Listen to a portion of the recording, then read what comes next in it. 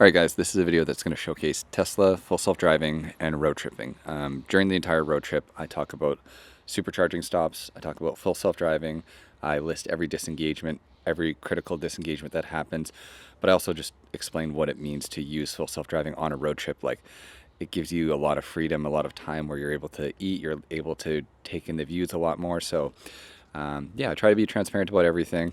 I hope you enjoyed the video. It's condensed quite a bit because it's about 16 hours of driving, but I want it to be enjoyable for you guys to watch. So if you want to see a copy of it that's unedited, I could upload that, I suppose. I don't know who would want to watch that, but if there's anybody that's thinking I'm being untruthful about the disengagements, let me know. I can upload a super long copy unlisted, and I will do that for you if that's required. But hope you enjoyed the video. All right, so we are on the road now. We're all finished. We are heading to Nelson, as I was mentioning. So I'll pull up the charging stops. So we make one stop for literally 6 minutes, it says. We might do a little bit longer just so we can have like more of a charge when we arrive, but we've left the house and I've pressed a button. The GoPro's recording, so I'm just gonna time lapse the entire thing. If there's anything that comes up where I have to drive or intervene, I will show it and then talk about it on camera. But again, my idea is that we won't have to do anything for the next, whatever it is, 4 hours. So we will see how it goes. I will talk about anything along the way.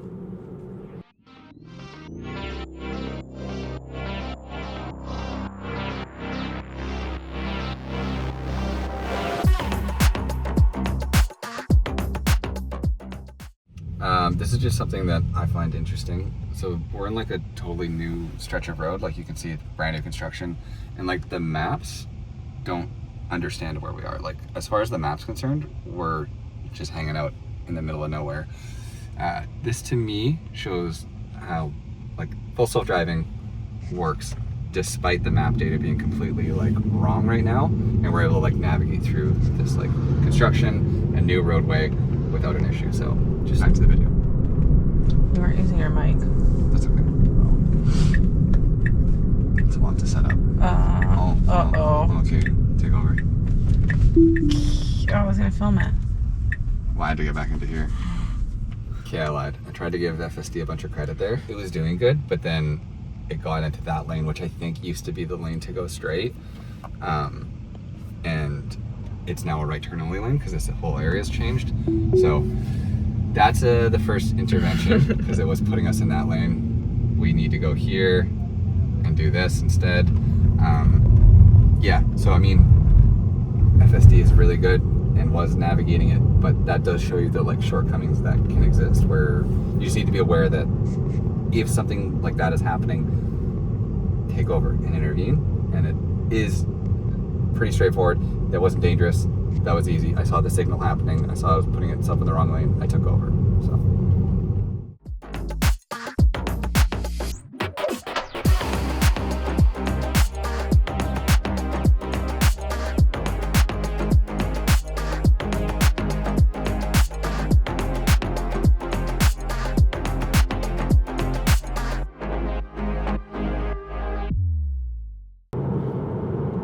All right, so I've been driving for about half hour now. Since the little hiccup getting onto the highway, FSD has done everything. I currently have the car in chill mode. That just puts the car definitely in the right lane for the most part and keeps us from going into the fast lane. For this part of the highway, there's quite a bit of traffic until we get out of town. This just gives us a good follow distance. It's very chill, literally. So I can keep it on that. And the thing that's really nice about FSD is we're eating, and this would normally be very, very hard if you're driving normally, whereas I can still take over if I need to, but it gives me my hands to eat, and like I said, if anything happens, I'm able to take over safely, but it is just a huge benefit of using FSD while driving.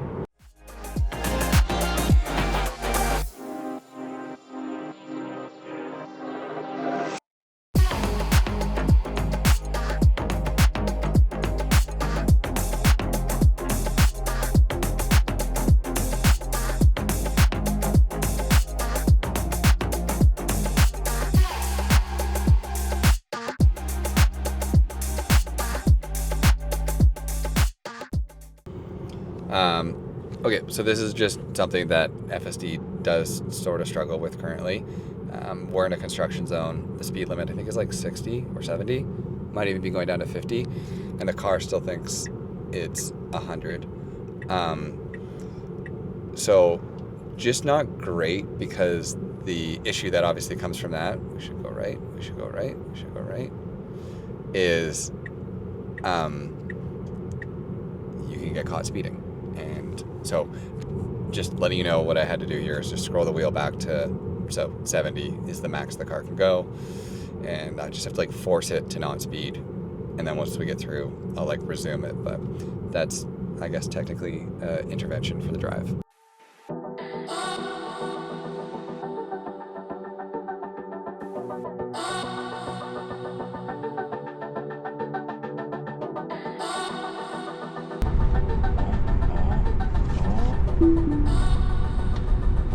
Car. I don't know what would happen. Like, the car maybe would have slammed on the brakes, or this guy would have had to slow down, but this person was merging in. You'll have seen it on the GoPro, and the car just wasn't doing a good job letting them in when they should have, which is definitely something I see version 13 struggle with. Like, a lot of the big issues I've had are related to merging, where the car, I don't think it understands the signs that say there's like a merge coming up, and then when a vehicle puts its signal on, it definitely doesn't interact the way like a human would all the time. So that was unfortunate. Again, like, safety critical in the fact that I took over, but a really easy one to manage. So I'm just trying to be transparent about all the issues that FSD has, but I also want you to realize that, like, yeah, that happened, but it wasn't a big deal. Like, it took me 1 second to like touch the brake, let them in, and I've re-enabled full self-driving. So it still makes mistakes, but those mistakes are relatively minor, all things considered. Like, I'm supervising the drive the entire time. It is still a safe thing to use. So that is it for now.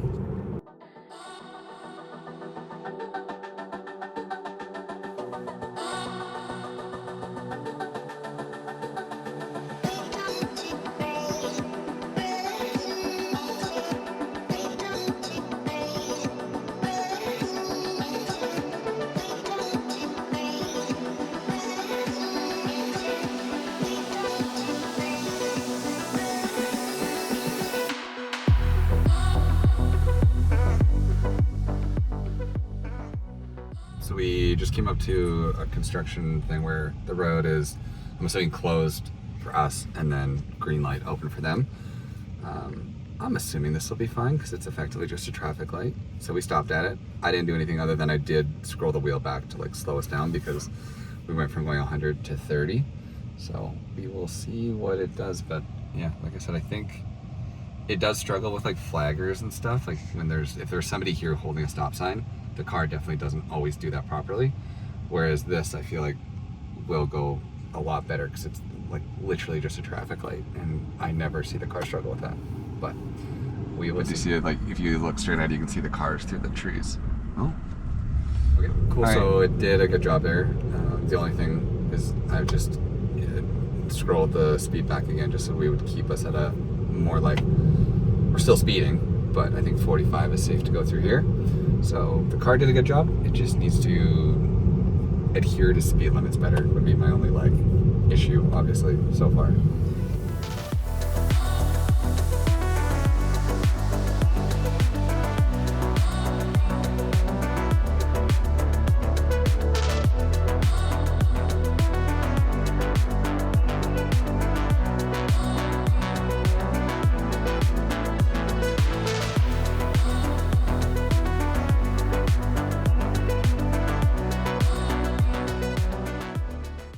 Contemplating it. My girl back home, she sings a song about sunflowers, an old-timey song. Since the 4 tributes look somewhat interesting. Okay, you will have just seen that on the GoPro. That was arguably the worst one so far. It's single lane traffic and we're stopped, probably just at another whatever. But the car tried to signal and seemed very ready to go into that lane, which is wrong.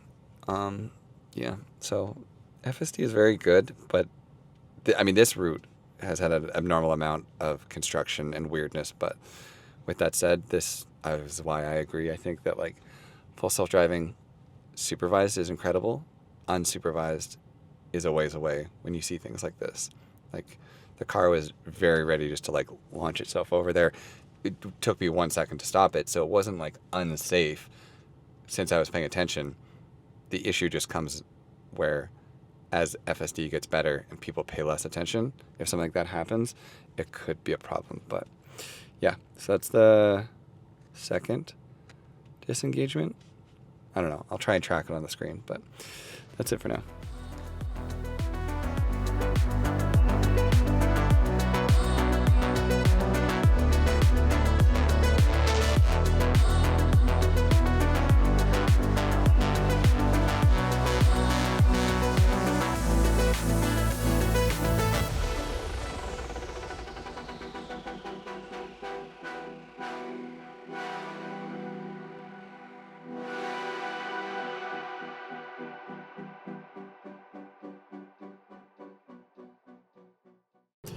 Okay, so we are a minute from the supercharger. I don't know how long it's been driving, 4.5 hours, 4 hours, something like that.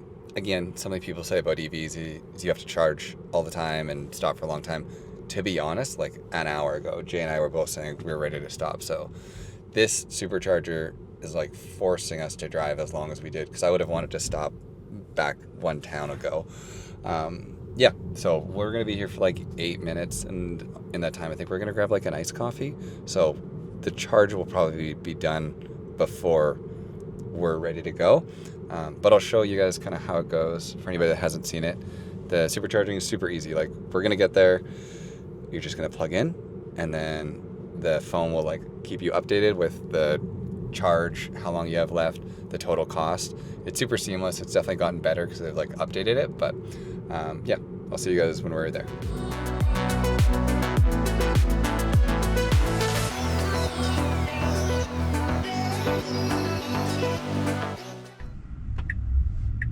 No entry. Go that way. Go that way. Does it matter? Yeah. That's nice. Okay, so this is where the manual driving has started. As you can see, the car tried to navigate us into this side, and it's no entry. So that is less FSD's fault, more like the nav, like the mapping issues. So that's unfortunate. Not a huge deal. Again, like I saw it happening, it was signaling, so it was super easy for me to take over, but definitely an intervention. And I was expecting to have to drive anyways at the very end, because if it got lucky enough pulling into here, it wouldn't have pulled into a charger properly. But we are here now, and I'll show you guys plugging in 1 second. Okay, so it's honestly super straightforward. We're parked, you pull this out, press this button, that's gonna open, and you push it in, and then you can see on the screen starting to charge. No, you can't. Anyways, it says time to remain to continue trip is 12 minutes, and then it tells you the same thing on the phone. I'll put a screenshot on right now of what it looks like, but that's it. Hi. Okay, so we stayed here way longer than we should have, so we're just unplugging now. We ended up getting ice cream, iced coffees, and we went for a swim. So we stayed much longer, but as a result, we got to complete full. So that was a full charge from, I think we were like 20-something%. So that whole charge was $18.52. So really and truly, that would have been cheaper if we would have just done the 5 minutes that we actually needed to and then charged where we were going. But whatever, it's still less than a gas car. For $18, we're really not getting much in a gas car. That fills up our tank, and we are ready to go, and we will get there with 43%.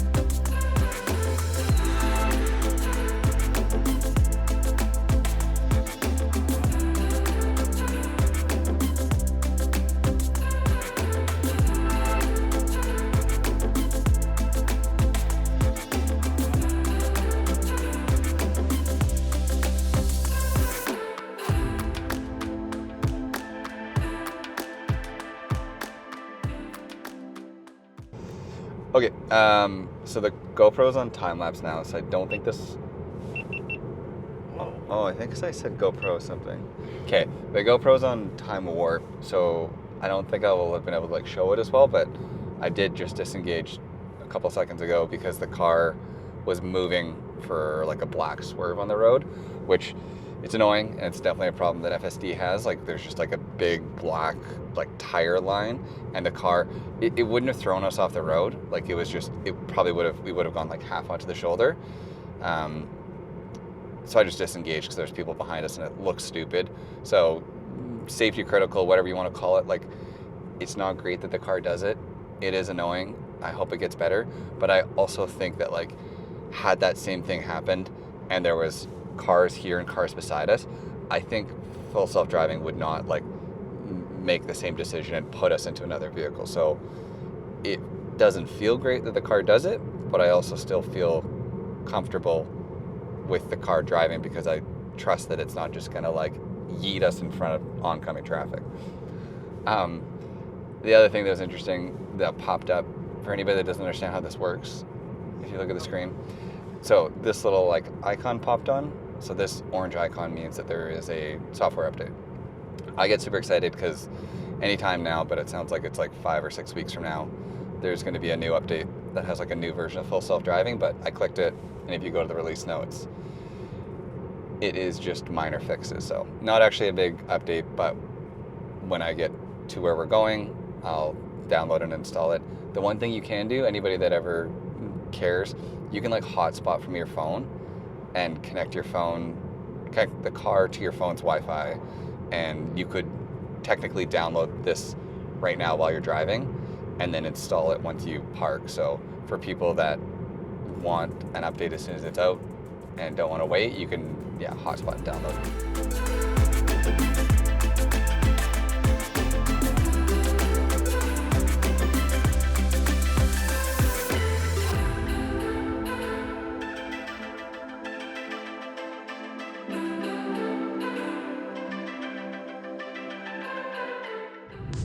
So this is something I'm almost certainly going to have to intervene. So this is FSD's inability to understand emergency vehicles, which it's definitely not great at all. It's in the robo-taxi build. There's tons of videos where the car absolutely understands emergency vehicles and pulls over. So I think in the next version of FSD that will be fixed. But for right now, if you're using FSD and you see a police or an ambulance or anything, I just take over. Don't even like wonder what's going to happen, because 99% of the time it won't do the right thing. So that is just another intervention on the way.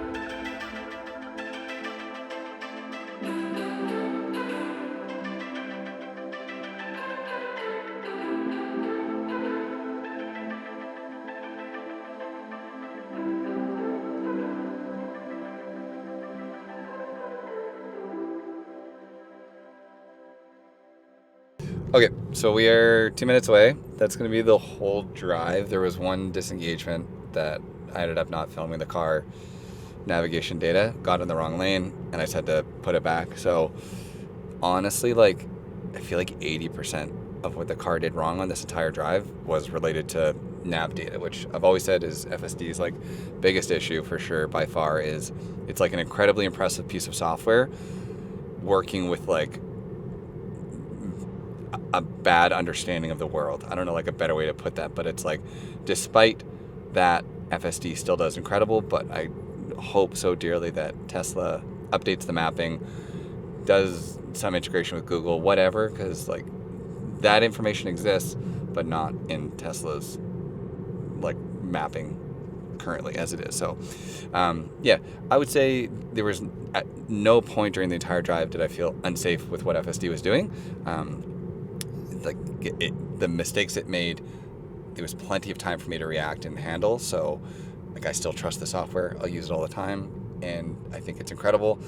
People are probably going to go crazy in the comments about the mistakes they did make, but I just want to be transparent. Should we have gone up there? Oh yeah, probably. I just want to be like transparent about the mistakes that it does make so that people understand the software better, because I think FSD is really, really, really good, but I also think that people don't like fully understand how to use it, and instead just see stuff online about like it making mistakes and thinking that that's super dangerous, because like, yeah, that is unsafe, but again, used properly, it's a very safe, competent piece of software. But anyways, while I sat here praising it, it missed its turn, so I'm gonna take over. This is the end of the video. 99.9% of the driving, FSD did incredible.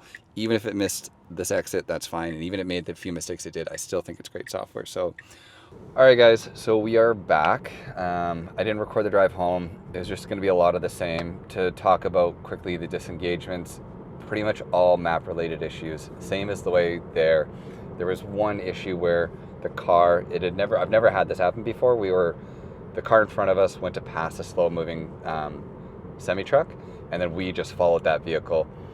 But then because of the speed offset or whatever, we got into the wrong lane to pass, which is fine because it was a dotted line on the highway.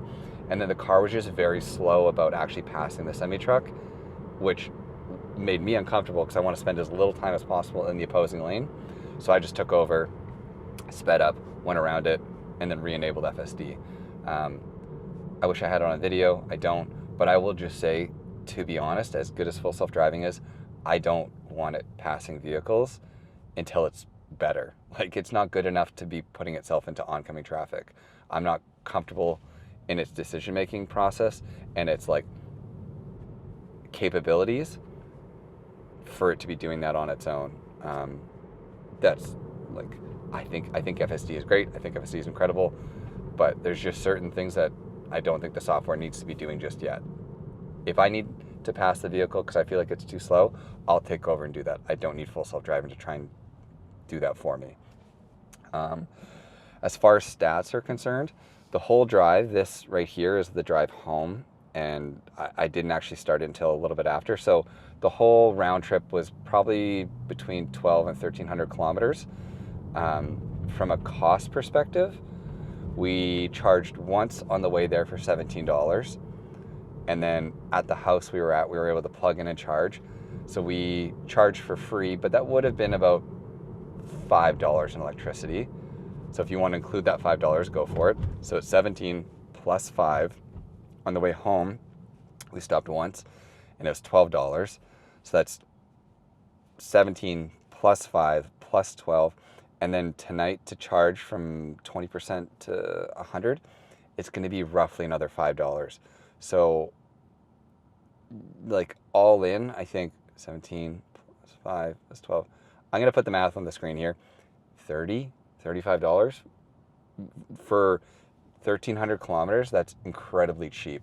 Like my gas car equivalent for 1,300 kilometers at 0.15 cents per kilometer. I'll put that on the screen here too. It's insane how much cheaper it was for me to drive this car.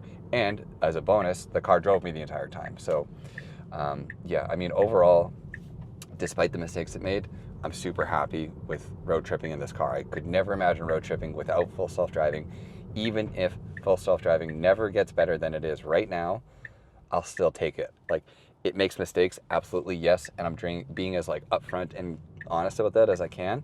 But the mistakes it makes, something that I really want to try and impress on you guys, the mistakes it makes, if you're paying attention, are super easy to take over. Like, if you notice the car getting in the wrong lane, you just disengage and put it in the correct lane. Like, not once during the entire road trip did I feel unsafe. And it's just something that, again, that like, I feel like online people blast it and give it like such bad kind of like publicity. It's like, look at this big mistake full self-driving made. Even clips from my video, people might take them out of context and be like, wow, what a stupid car. But ultimately, a human driver is inattentive, lazy, gets distracted. Full self-driving being the way it is right now, how it's as good as it is, but if you take your eyes off the road, it gets mad at you. That's how it needs to stay until it gets better, because I think full self-driving and an attentive driver are 100% hands down safer than just a regular driver on its own. So yeah, it was a really good road trip. I think this car is great to road trip with. I think full self-driving is incredible to use while road tripping. So I hope you liked the video. I hope it comes together well. I wanted to do more, but honestly, it's awkward to vlog with Jay in the car with me. So yeah, let me know if you like these and if I should do more of them in the future, but I will see you guys on the next one. Ciao.